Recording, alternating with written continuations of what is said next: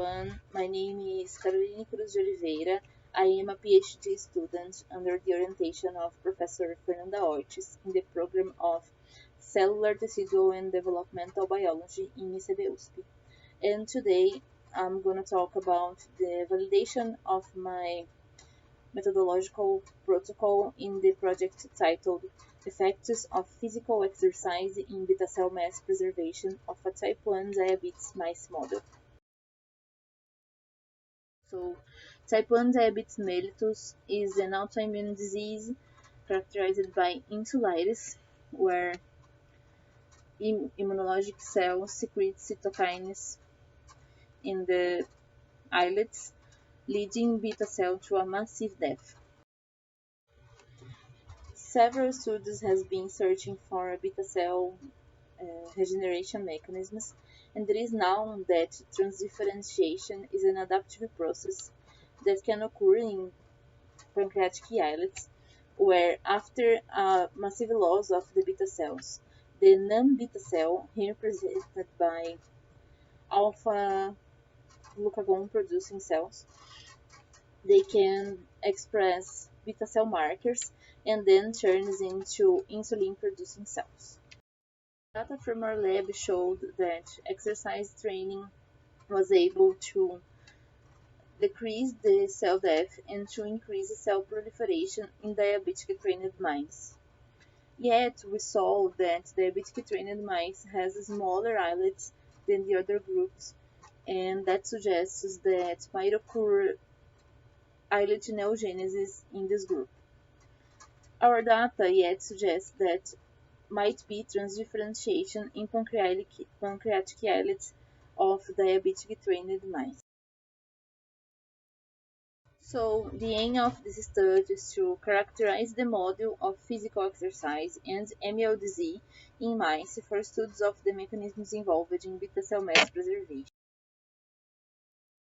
So, to this purpose, we used the 6 to 7 weeks old mice that was separate into two groups initially, the trained and sedentary mice that was trained or not by 8 weeks, and then subdivided into two other groups each, so originating trained, diabetic trained, sedentary, and diabetic sedentary groups.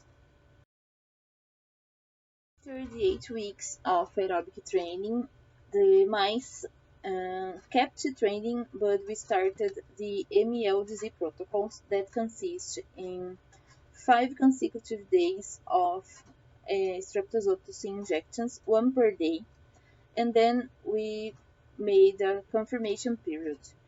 Right after this period, the animals was trained by 4 more weeks. We performed maximum speed tests